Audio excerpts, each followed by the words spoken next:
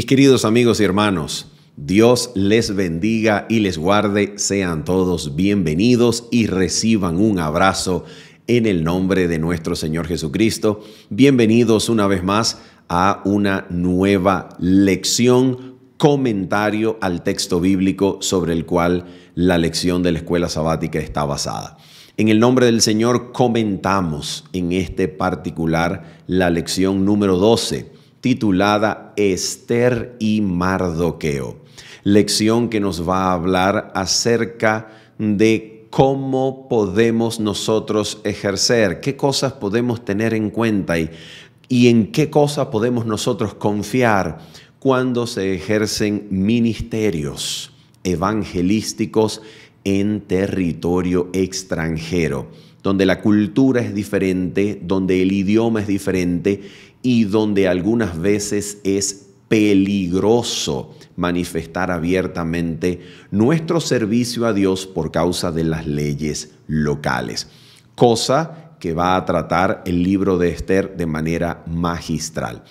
Comentamos estos textos bíblicos con ayuda de dos complementos, de manera que si usted por primera vez ve este video, existen dos complementos a este comentario grabado. Número uno, un complemento escrito a manera de bosquejo con las principales ideas en su versión digital y en su versión blanco y negro para imprimir. ¿Dónde se encuentra este bosquejo? Lo encuentra en el enlace que dejamos en la descripción y en los comentarios de este video, para que usted pueda tener algo a la mano para recordar y refrescar las principales ideas tratadas. Y número dos, este comentario tiene un complemento en vivo. Por favor, acompáñenos el día sábado a las 7:30 de la mañana, hora local de Venezuela, si usted tiene alguna inquietud o comentario para compartir y crecer juntos en el estudio de la palabra de Dios. Muy bien, vamos entonces a orar. Y de inmediato nos introducimos a nuestro comentario de la lección número 12, Esther y Mardoqueo. Vamos a orar. Nuestro bendito y amante Padre Celestial, la gloria, la honra y el poder sean tuyos por los siglos de los siglos.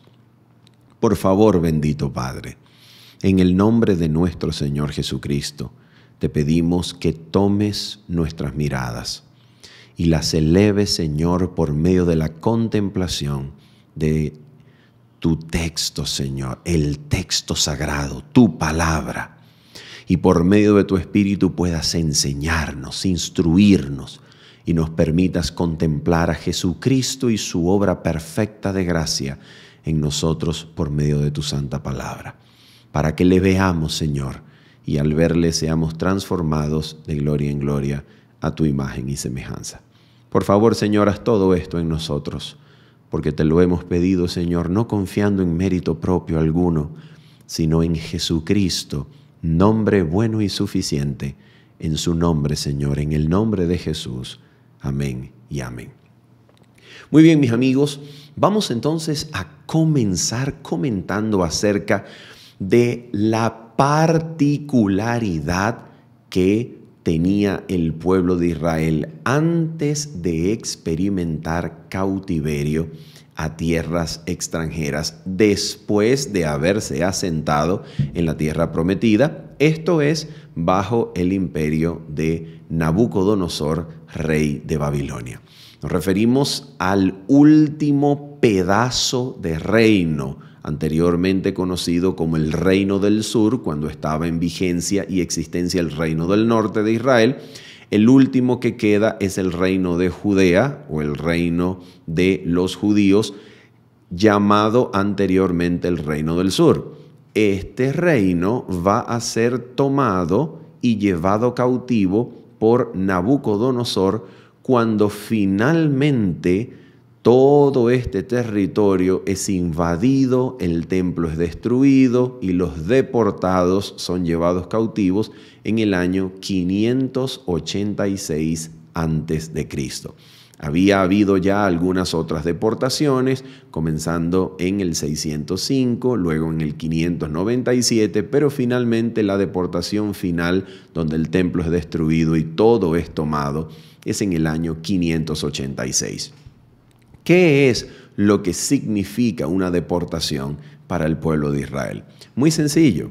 Mientras el pueblo vive en la tierra, no es que viva sin problemas, no es que viva sin desafíos, no es que viva sin amenazas, pero mientras el pueblo de Israel vivía en la tierra, sus leyes, para decirlo así, su constitución nacional, sus leyes orgánicas, sus códigos civiles, todo está basado en la Torá. La Torá, los 5 primeros libros de la Biblia, escritos por Moisés, inspirados por Dios, y según la tradición hebrea, todo esto recibido por revelación en el monte del Sinaí, esta ley, esta revelación, esta instrucción, constituye todos los pormenores de prácticas civiles que gobiernan y rigen la conducta, que gobiernan y rigen la entrada y la salida y toda relación comercial, toda relación entre vecinos, entre el prójimo, todo está pensado y legislado de acuerdo a la Torá. ¿Cuál es la diferencia entre la Torá y una constitución nacional, como por ejemplo la Constitución de la República Bolivariana de Venezuela, que es el lugar desde donde grabamos este video? La diferencia es muy sencilla. La Constitución Nacional de nuestra República está pensada, está legislada, está redactada por hombres que hacen recurso de los derechos humanos y de las declaraciones fundamentales de este para darle forma a las leyes que aplican en nuestra localidad.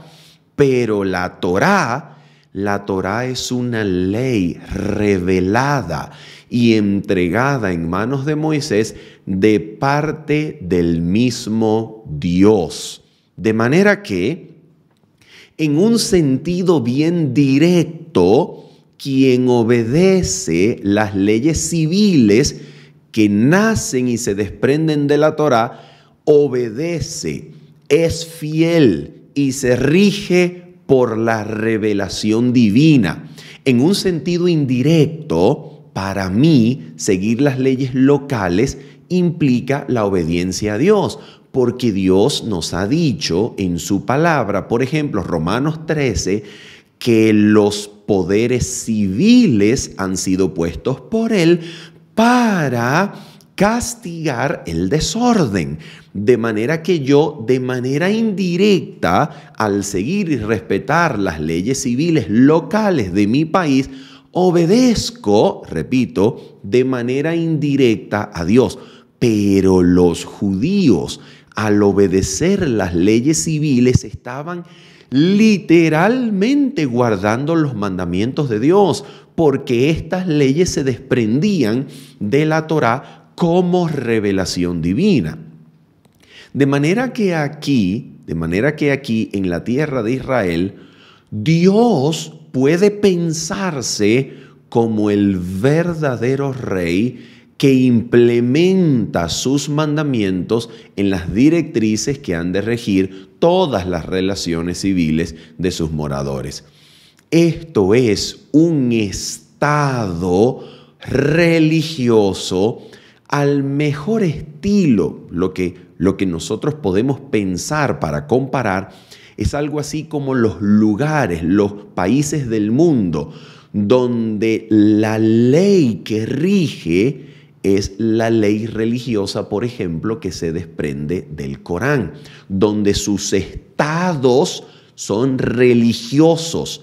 Algo así sucedía con Israel, con el reino de Judá, antes de ser estos moradores deportados a tierras extranjeras en manos de los ejércitos de Nabucodonosor. ¿Qué es lo que ocurre a partir de allí? Bueno, lo que encontramos en el libro de Daniel, por ejemplo, y lo que vamos a encontrar en Esther. ¿Qué es lo que nosotros encontramos en Daniel capítulo número 1? Que los príncipes judíos, estos 4 príncipes judíos que habían sido llevados, entre los cuales se encuentra Daniel, son puestos a prueba en sus relaciones con las, con las disposiciones, con lo que el rey piensa que ellos deben comer. Nota que el rey de Babilonia les provee incluso de su misma ración de comida. Ahora ellos deben decidir, cosa que no tenían que pasar antes, ellos ahora deben decidir si van a comer de la ración de la comida del rey, a pesar de saber que esta comida ha sido sacrificada y ofrecida a los ídolos, y que el vino que beben es pensado como ser participación de la copa de los mismos dioses, y entonces ahora ellos tienen que tomar la decisión. Si lo que van a comer está conforme a la Torá o no está conforme a la Torá. Si lo que ellos van a comer, lo que ellos van a probar y degustar, es conforme al servicio de su Dios o representa una transgresión de la Torá, una transgresión de los mandamientos de su Dios, y por tanto en tierra extranjera van a tener que decir no, pero van a tener que decir no sabiendo que cualquier manifestación de arbitrariedad o de maltrato a las leyes locales pueden incluso traer la muerte para ellos. En otras palabras, los judíos ahora van a tener que intentar vivir la legislación de la Torá con sus costumbres particulares en tierra extranjera, sabiendo que estas costumbres pueden traerle muerte si las autoridades locales deciden y consideran que estas costumbres transgreden sus propias leyes locales y por tanto al confligir demandarán estas autoridades locales la muerte de este pueblo que es diferente, que ora diferente, que come diferente, que camina diferente, que viste diferente. Y entonces esos roces entre el servicio a la Torá y a los mandamientos de su Dios y el respeto prudente a las autoridades y leyes locales, esa tensión entre estos dos elementos va a caracterizar la vida judía desde ese momento en adelante. Y decimos desde ese momento en adelante porque a pesar de que la ciudad de Jerusalén y el templo van a ser reconstruidos en tiempos de Nehemías y Zorobabel, quedarán muchísimos, pero muchísimos judíos que permanecerán en la diáspora hasta el punto de que cuando Jesús viene a la tierra, en el primer siglo de nuestra era, se concibe históricamente que aproximadamente 2,5 millones de judíos viven regados, dispersos por la faz de la tierra en lo que se conoce como el judaísmo de la diáspora. Entonces, el judaísmo desde Nabucodonosor en adelante y la deportación que ocurre en la primera mitad del siglo VI a.C., el judaísmo va a tener que enfrentar este tipo de situaciones. ¿Qué situaciones? Como observo fielmente la ley de mi Dios, la Torá, comiendo, bebiendo, pensando y haciendo lo que Dios me pide en su ley, mientras me cuido de no entrar en controversia y conflicto innecesario con las leyes y autoridades locales, porque esto puede traerme la muerte de manera innecesaria. Así que esta sabiduría de ser fiel a Dios mientras se evita la persecución necesaria o innecesaria, esta sabiduría judía va a ser paradigma, va a ser ejemplo para nosotros que tenemos la ley de Dios, que vivimos pensando cómo ser fiel a la ley de Dios, mientras vivimos en lugares, en territorios, y aún más, mientras nos acercamos al tiempo del fin, cuando las autoridades civiles creerán tener el derecho de reforzar y de imponer dogmas o enseñanzas religiosas, borrando cada vez más, escúchese bien, las fronteras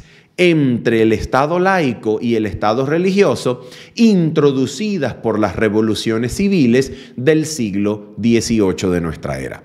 Estas fronteras entre lo civil y lo religioso cada vez más y más se borrarán, se harán más difusas en el tiempo del fin, llevándonos a nosotros, los que constituiremos por la gracia de Cristo el remanente de Dios, a decidir entre la obediencia a Dios a pesar de las amenazas, de los castigos civiles que se puedan poner sobre nosotros. Así que vamos a estudiar esto. Vamos a estudiar cómo se mira esto desde el libro de Esther. Vamos a ir a Esther, por favor. Vamos a ir al libro de Esther y vamos a mirar el capítulo número 2 y vamos a introducirnos a partir del versículo número 5. Esther 2, versículo número 5. Dice así la Escritura. Había en Susa, residencia real, un varón judío cuyo nombre era Mardoqueo, hijo de Jair, hijo de Simei, hijo de Cis, del linaje de Benjamín, el cual había sido transportado de Jerusalén con los cautivos que fueron llevados con Jeconías, rey de Judá, a quien hizo transportar Nabucodonosor, rey de Babilonia. Y había criado a Hadasa, es decir, Esther. Sigue diciendo el texto, hija de su tío, porque era huérfana, y la joven era de hermosa figura y de buen parecer. Cuando su padre y su madre murieron, Mardoqueo la adoptó como hija suya. Aquí está la introducción de Mardoqueo y de Esther. ¿Cuándo son introducidos estos personajes? Cuando la reina Vasti cae en desgracia precisamente por no querer complacer la invitación de su esposo, el rey, para asistir a un banquete después que el rey estaba súper alegre por el vino. El comportamiento de Vasti realmente parece ser una ofensa para el rey, aunque ella habría tenido sus razones para decir que no a este llamado, a esta invitación del rey, para que vieran la hermosura de la reina entre sus cortesanos y principales príncipes y sátrapas del imperio de los medos y los persas. Bien, ante la desgracia de Vasti, se da el decreto de que en todo lugar, en Susa y en toda provincia del imperio, se reunieran a las jóvenes vírgenes, porque el rey tenía necesidad de una nueva reina. Sale la orden y en medio de este relato se introduce la figura de Mardoqueo, que había sido deportado junto con Jeconías por Nabucodonosor. Así que Mardoqueo probablemente era un príncipe judío que tiene la capacidad de haber sobrevivido a Nabucodonosor, a Belsasar, y finalmente cuando los medos y los persas toman Babilonia, Mardoqueo sigue quedando allí en el imperio. Y había ganado probablemente cierto estatus, cierto reconocimiento, un hombre sabio que era tenido por suficientemente digno para ser uno de los oficiales de la corte del rey, habitando allí en la puerta del rey y haciendo sus solicitudes de vez en cuando allí a la misma puerta. Aquí entonces Mardoqueo, después de la muerte de los padres de Hadasa o Ester, la adopta como hija adoptiva. Resulta aquí que entonces cuando sale la orden de reunir a las vírgenes, Ester resulta de bella figura y de hermoso parecer. Así que Ester es tomada como una de las vírgenes que son candidatas a la figura de la corona real. El rey probablemente podría hacer reina a Ester y no sabemos cómo, pero Ester cede ante esta posibilidad. Según el libro de Ester, Ester hacía todo lo que Mardoqueo decía, así que probablemente Mardoqueo da a Ester a los guardias que la toman como virgen para ser llevada a la casa de las mujeres, donde va a ser preparada por un año completo, 6 meses con olores de mirra, 6 meses con otras fragancias y aceites de mujeres, para después de 12 meses, una a una, se le presentaban al rey, quien después de una noche de conocimiento iba a llevar a esa virgen a cargo de sus eunucos a la segunda casa de mujeres para nunca más volver a llamar a esa mujer a menos que le agradara, y el rey la llamaba por segunda vez. Lo interesante es que cuando se llevan a Ester a estas casas, dice el texto, vamos a buscarlo, de el capítulo número 2 y el versículo número 10, lo siguiente. Escuche esto, mira lo que dice este texto. Ester no declaró cuál era su pueblo, ni su parentela, porque Mardoqueo le había mandado que no lo declarase. En otras palabras, Ester no dice que es judía por orden de Mardoqueo. Este es un hombre experimentado que piensa que no era necesario decir de dónde se era, no era necesario decir que se era judío, si se podía ejercer, vivir su judaísmo, no de primera línea, sino en la escena de trasfondo. Es en el trasfondo donde Mardoqueo ha vivido su judaísmo. ¿Qué significa vivir el judaísmo en el trasfondo? Bueno, no gritarlo a viva voz, no identificarse como judío, no sea que esto traiga persecución adelantada absolutamente innecesaria. En otras palabras, se puede vivir, ejercer, observar la fe sin tener que vociferarlo de manera que esto traiga persecución adelantada e innecesaria. ¿Se puede? Absolutamente. ¿Cómo viven los misioneros, por ejemplo, en lugares como China? ¿Cómo viven los misioneros en lugares como la Arabia Saudita? ¿Cómo viven los misioneros en lugares donde identificarse como cristiano implica directamente penas y castigos e incluso la muerte? ¿Cómo podemos nosotros ejercer nuestra misión allí? Bueno, como Mardoqueo, nosotros no necesitamos vociferar que somos cristianos. ¿Y cómo la gente se va a dar cuenta? ¿Cómo la gente va a aprender? Precisamente cuando hayamos ganado su confianza. Precisamente cuando, siguiendo el método de Cristo, hayamos podido mostrarle nuestro genuino interés por su bienestar, cuando nos hayamos acercado a ellos con un genuino interés de hacerles el bien, cuando hayamos ganado su corazón y su confianza, entonces podemos mostrarles, aparte de haberles mostrado ya con el carácter nuestra devoción por Cristo, aparte podemos entonces señalarles el camino de la vida en la revelación bíblica, mostrándole para ellos probablemente algún texto bíblico que tengamos en la mano o alguno que hayamos memorizado, para así conducirlos en el camino del reino de manera consciente.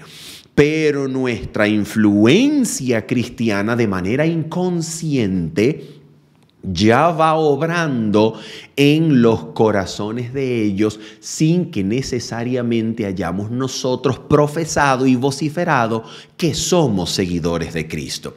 Esto es lo que significa vivir la religión en el trasfondo. Mardoqueo es un cortesano. Mardoqueo sirve en el palacio del rey, pero probablemente la gente allí no sepa que él es judío. Bueno, Mardoqueo le da la misma instrucción a Esther y Esther no declara que es judía. Sometiéndose aquí a lo que podría haber sido para ella misma como judía una posible violación de la Torá. ¿A qué nos referimos con esto? Nos referimos a lo siguiente. Si Esther como virgen es llevada al palacio del rey y el rey la conoce, pero más nunca la vuelve a llamar, Esther había perdido entonces su virginidad.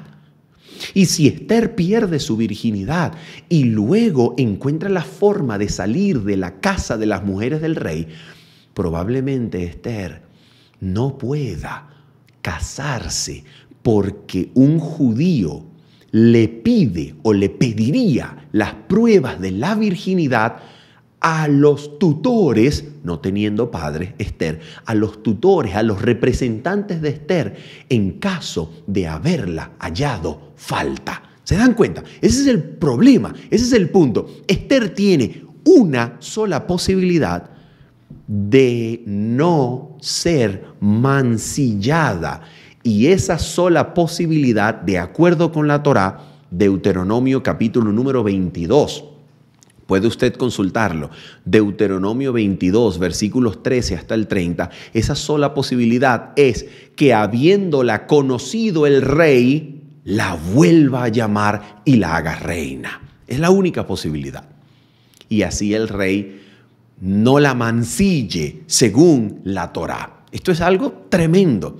Así que Esther decide arriesgarse.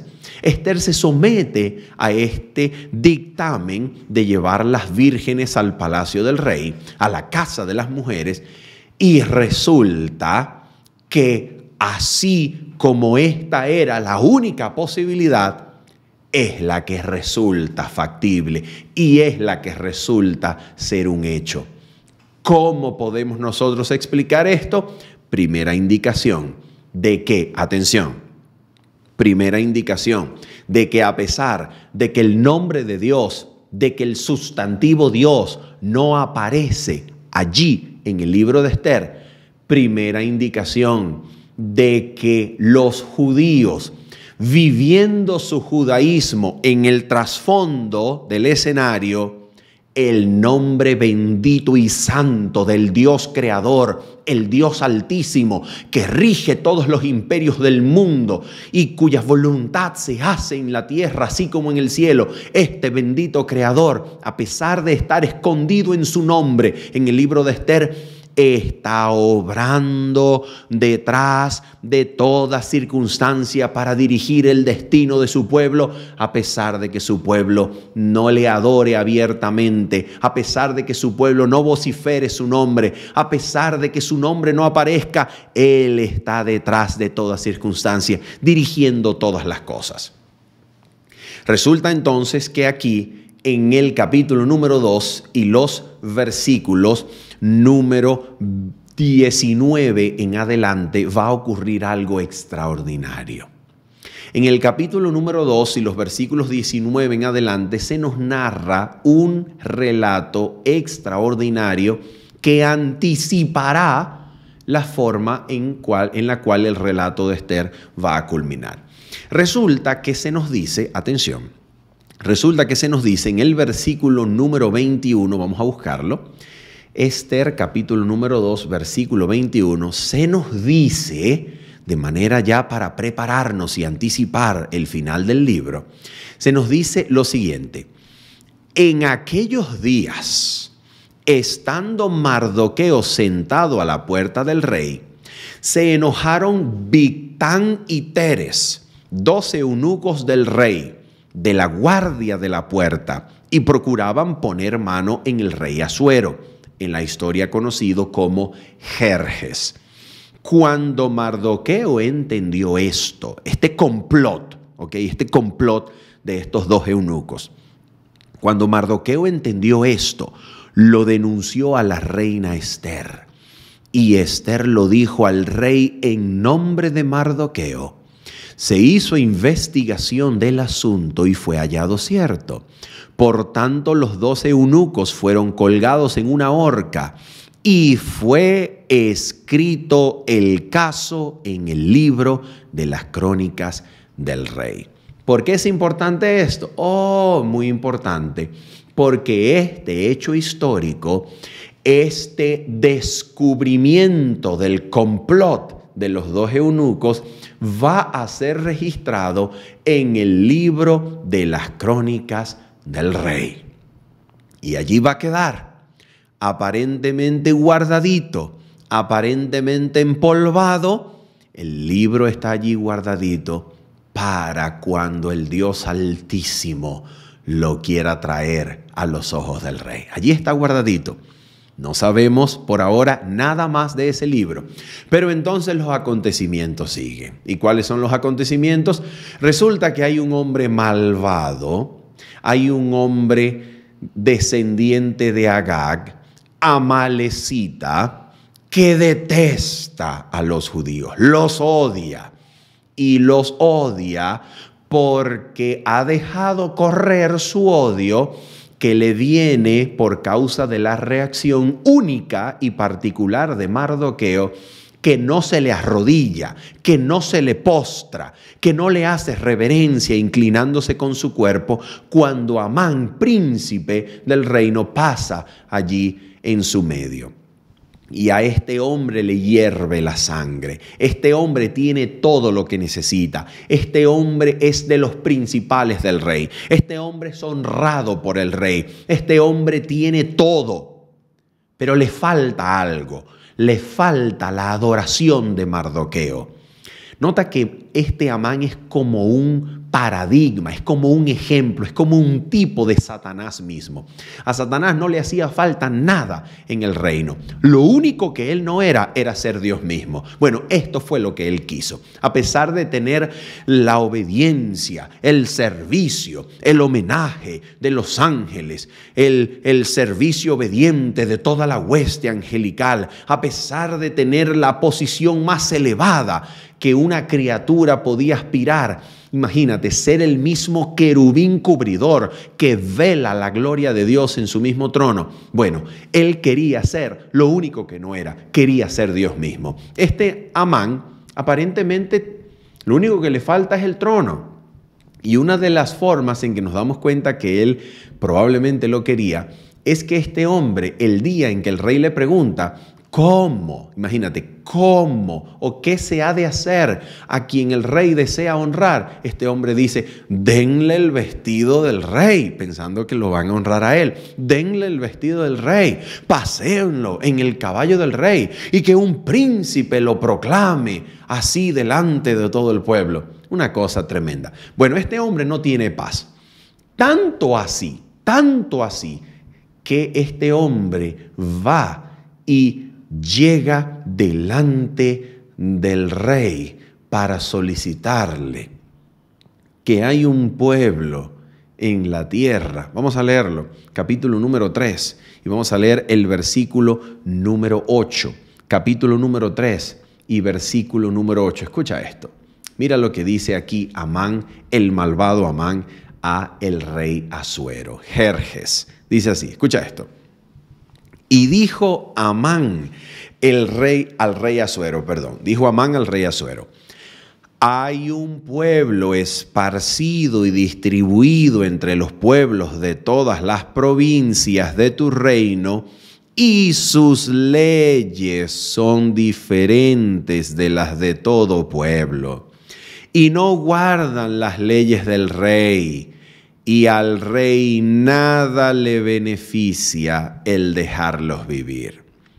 Así que le dice algo al rey malévolo, maquiavélico. Le dice, mira, a ti no te beneficia en nada dejarlos con vida, pero matarlos probablemente sí te beneficie, porque si los matas, te quedas con todas sus posesiones y añades a tu tesoro real todas sus propiedades.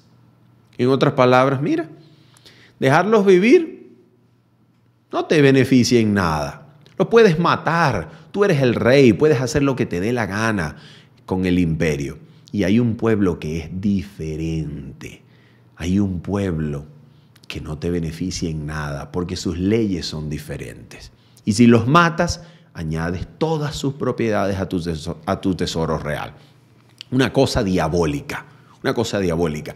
Pero el relato nos muestra aquí, mis amigos, la soberbia de los reyes humanos, la soberbia y la increíble maldad que puede haber en el corazón de un hombre que se cree dueño de un territorio, que se cree dueño de la vida y la muerte. ¿Y por qué razón los judíos pueden ser matados? ¿Por qué razón los judíos pueden ser exterminados? ¿Por qué? Por la sencilla razón de que son diferentes. Por la sencilla razón de que sus leyes son diferentes, por la sencilla razón de que sus costumbres son diferentes.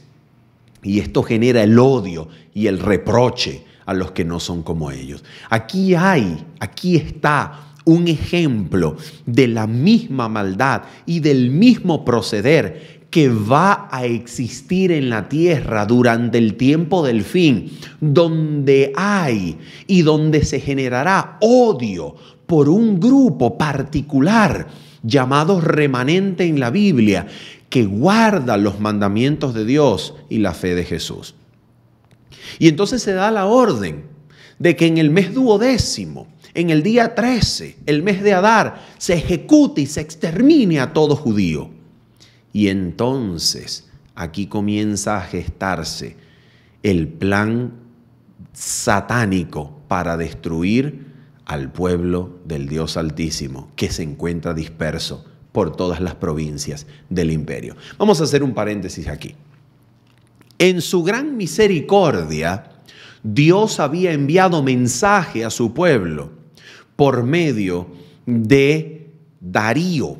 A ver, no era que Darío tenía un mensaje de parte de Dios, pero Darío, aparte de Ciro, atención, Ciro da un primer decreto para que el pueblo de Israel, para que el pueblo judío que se encontraba en el imperio salga a reconstruir la ciudad, salga a vivir en libertad a su ciudad, Jerusalén.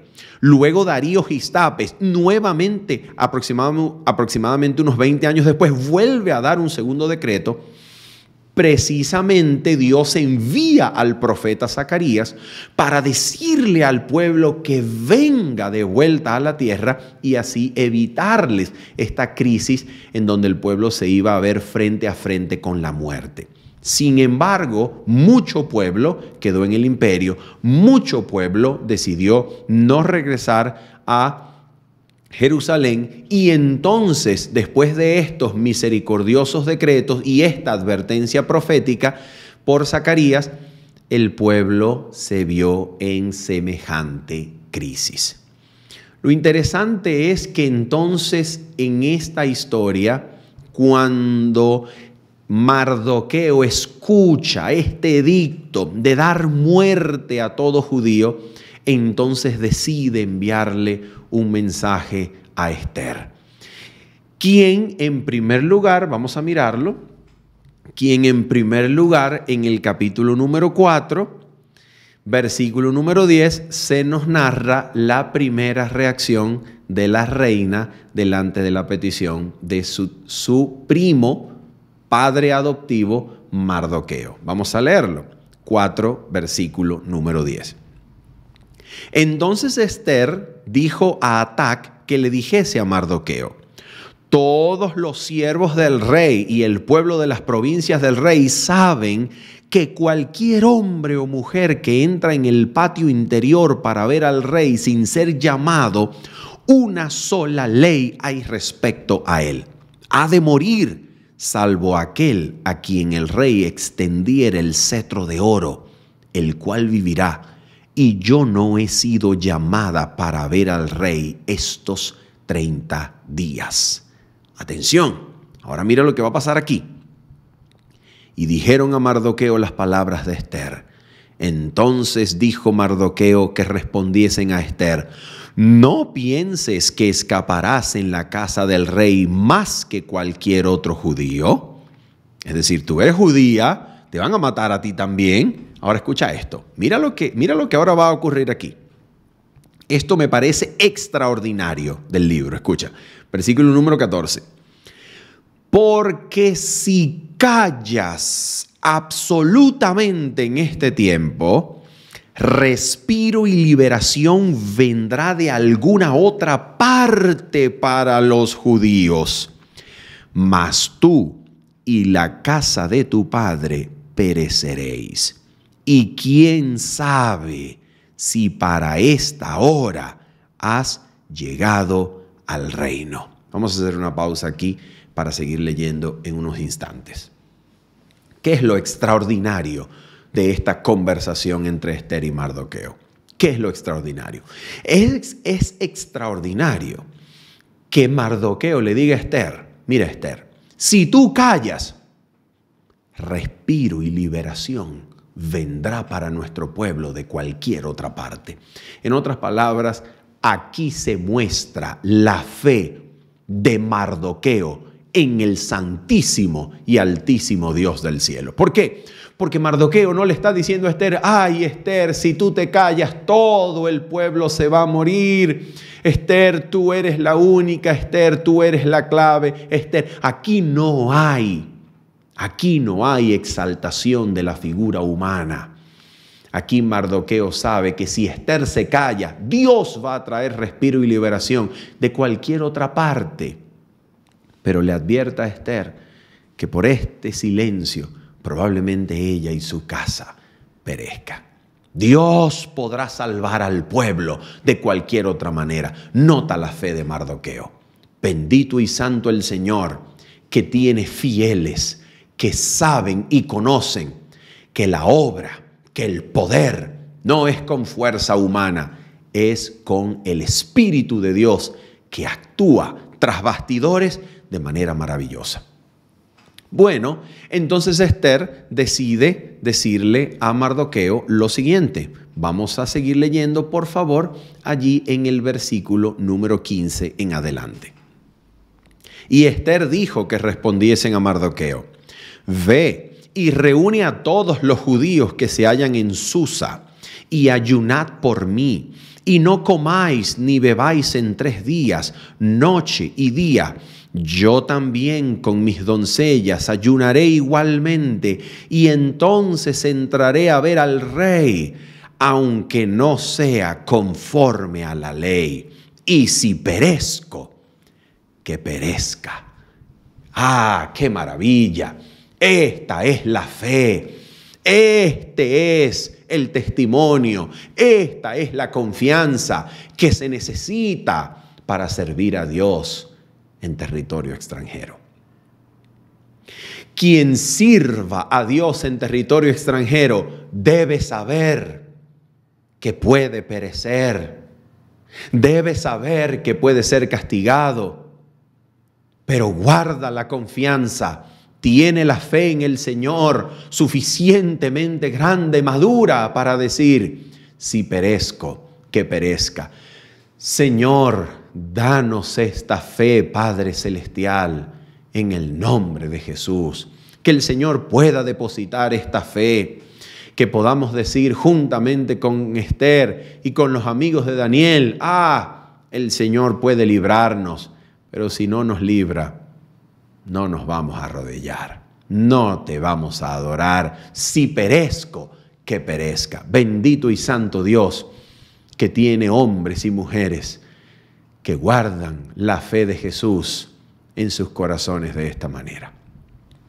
Lo cierto es que aquí, en todo este momento, Amán consulta con su esposa, con los principales de su casa, ¿qué hacer con aquel Mardoqueo que no se arrodilla delante de él? Atención con esto. Hubiese podido esperar solito, tranquilo, a que llegase el día 13 del mes 12, Pero no tiene paciencia de esperar hasta que llegue ese día de muerte para Mardoqueo. No. Quiere verlo muerto ya. Y entonces se les recomienda que haga una horca allí cerquita de su casa, donde cuelgue a Mardoqueo. Y entonces este hombre entra delante del rey a pedirle eso. Pero resulta que antes de que este hombre llegase a la presencia del rey, al rey se le había ido el sueño. Y mira lo que acontece. Atención. Capítulo número 6. Escucha esto. Capítulo número 6, versículo número 1. Mira a Dios actuar tras bastidores. Míralo actuar en medio de las circunstancias que aparentemente ocultan su rostro. Míralo actuar.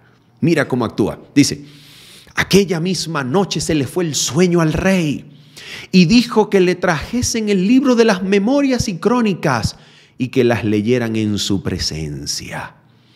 Entonces hallaron escrito que Mardoqueo había denunciado el complot de Bigtán y de Teres, 12 eunucos del rey, de la guardia de la puerta, que habían procurado poner mano al rey Asuero. Atención, mira lo que dice aquí. Y dijo el rey, ¿qué honra o qué distinción se hizo a Mardoqueo por esto? Y respondieron los servidores del rey, sus oficiales, nada se ha hecho con él. Ah, mira qué maravilla. Mira qué maravilla. Dios actuando, Dios anticipándose. Mira esto. ¿Qué es lo que nosotros tenemos aquí que aprender? Mira esto. Si los siervos de Cristo perecen en territorio extranjero, Dios lo permitió. Pero si Dios no lo quiere, no van a perecer. Dios está aquí actuando, Dios está al control, Dios le da un insomnio al rey. Escucha esto, un insomnio a fin de que al rey se le ocurra que le lean las crónicas. Y allí aparece el registro de Mardoqueo y lo que hizo hace algunos días, hace algún tiempo atrás.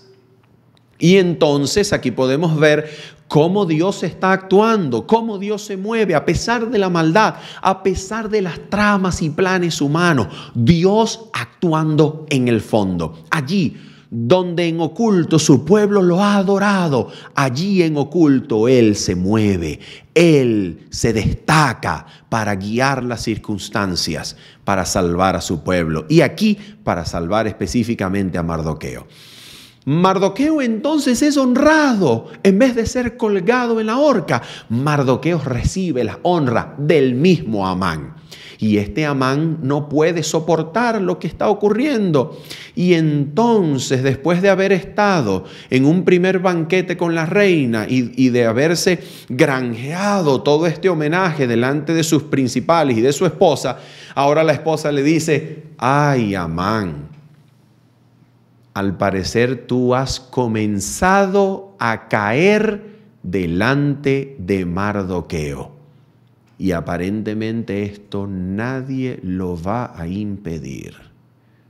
Y entonces comienza Amán a caer delante de Mardoqueo, cuando en un segundo banquete en el cual la reina Ester ha invitado al rey y también a Amán, Ester descubre todo este plan maquiavélico y satánico de Amán para darle muerte a los judíos, diciendo, Rey, también a mí me van a matar si este plan sigue adelante. ¿Te das cuenta? ¿Te das cuenta cómo actúa la circunstancia? Vamos a leerlo por favor, allí en Esther, capítulo número 7. Vamos a leer capítulo número 7, versículo número 5 en adelante. Vamos a leerlo. Esther, capítulo número 7, versículo número 5 en adelante. Respondiendo el rey Asuero y dijo a la reina Esther, escucha esto: ¿quién es y dónde está el que ha ensorbecido su corazón para hacer esto? Esther dijo: el enemigo y adversario es este malvado Amán. Entonces se turbó Amán delante del rey y de la reina, hasta el punto de que el malvado Amán cae a los pies de Esther para rogarle que se le perdone la vida.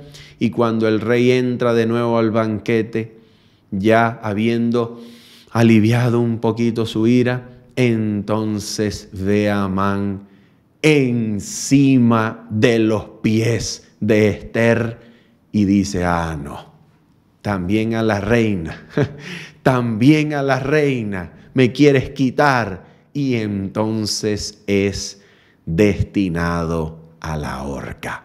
La misma horca que habían preparado para Mardoqueo, en esta horca, cerquita de su casa, es colgado Amán. Una cosa impresionante, impresionante. Finalmente, por intercesión de Mardoqueo y de Esther, se da el edicto sellado con el anillo mismo del rey de que todos los judíos del imperio puedan defenderse durante el día 13 del mes duodécimo, el mes de Adar. Y esto se hace así hasta el punto de que nos dice Esther capítulo número 8, vamos allá, Esther capítulo número 8 y el versículo número 17, lo siguiente. Escucha esto, mira lo que se dice aquí. Y en cada provincia y en cada ciudad donde llegó el mandamiento del rey, los judíos tuvieron alegría y gozo, banquete y día de placer, y muchos de entre los pueblos de la tierra se hacían judíos, porque el temor de los judíos había caído sobre ellos. Hemos de esperar nosotros que muchos pueblos se hagan adventistas del séptimo día por causa de que nuestro temor cayó sobre ellos. No hemos de esperar eso.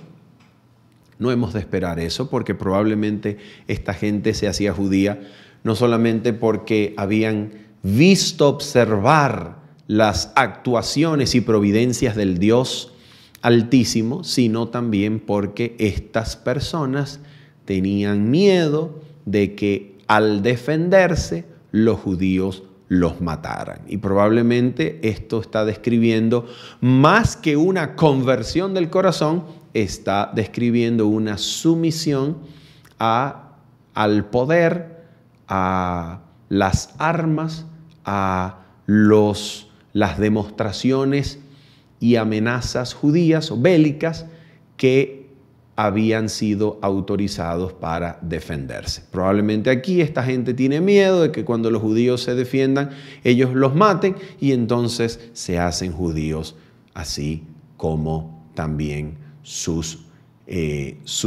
compatriotas o sus habitantes judíos. Entonces aquí, ¿qué es lo que nosotros podemos aprender de todo este relato? Y más aún en relación con el tiempo en el que viviremos dentro de muy pocos, mis queridos amigos y hermanos. Mira lo que nos dice el libro Profetas y Reyes. Leemos Profetas y Reyes, su capítulo titulado En tiempos de la reina Esther. Y esto es la página número 444 de la versión electrónica. ¿Ok? 444 de la versión electrónica, Profetas y Reyes. Dice así: los momentos penosos que vivió el pueblo de Dios en tiempos de Ester no caracterizan solo a esa época. El revelador, al mirar a través de los siglos hasta el fin del tiempo, declaró: entonces el dragón fue airado contra la mujer y se fue a hacer guerra contra los otros de la simiente de ella, los cuales guardan los mandamientos de Dios y tienen el testimonio de Jesucristo. Algunos de los que viven hoy en la tierra verán cumplirse estas palabras. El mismo espíritu que en siglos pasados indujo a los hombres a perseguir la iglesia verdadera, los inducirá en el futuro a seguir una conducta similar para con aquellos que se mantienen leales a Dios. Aún ahora se están haciendo preparativos para ese último gran conflicto. El decreto que se promulgará finalmente contra el pueblo remanente de Dios será muy semejante al que promulgó Asuero contra los judíos. Hoy, los enemigos de la verdadera iglesia ven en el pequeño grupo que observa el mandamiento del sábado un Mardoqueo a la puerta. La reverencia que el pueblo de Dios manifiesta hacia su ley es una reprensión constante para aquellos que han desechado el temor del Señor y pisotean su sábado. Satanás despertará indignación contra la minoría que se niega a aceptar las costumbres y tradiciones populares. Hombres encumbrados y célebres se unirán con los inicuos y los viles para concertarse contra el pueblo de Dios. Las riquezas, el genio y la educación se combinarán para cubrirlo de desprecio. Gobernantes, ministros y miembros de la iglesia llenos de un espíritu perseguidor conspirarán contra ellos de viva voz y por la pluma, mediante jactancias, amenazas y el ridículo, procurarán destruir su fe. Por calumnias y apelando a la ira, algunos despertarán las pasiones del pueblo. No pudiendo presentar un así dicen las Escrituras contra los que defienden el día de reposo bíblico, recurrirán a los decretos opresivos para suplir la falta. A fin de obtener popularidad y apoyo, los legisladores cederán a la demanda por leyes dominicales. Pero los que temen a Dios no pueden aceptar una institución que viola un precepto del sábado. En este campo de batalla se peleará el último gran conflicto en la controversia entre la verdad y el error, y no se nos deja en la duda en cuanto al resultado. Hoy, como en los días de Ester y Mardoqueo, el Señor vindicará su verdad y a su pueblo. Bendito y santo sea el nombre del Señor. Mis amigos y hermanos, llegarán los días muy pronto en los cuales todos aquellos que deseen permanecer fieles a los mandamientos de Dios y la fe de Jesús serán odiados como Mardoqueo por aquellos gobernantes, por aquellas multitudes que desprecian los mandamientos de Dios. ¿Qué haremos nosotros en esa hora? El Dios que en el trasfondo, que detrás de bastidores libró a su pueblo por medio de providencias maravillosas, Dios librará, vindicará su verdad y librará a su pueblo, de manera que nosotros solamente necesitamos preocuparnos por una sola cosa: la fe de Jesús en el corazón. La fe suficiente para decir: si perezco, que perezca.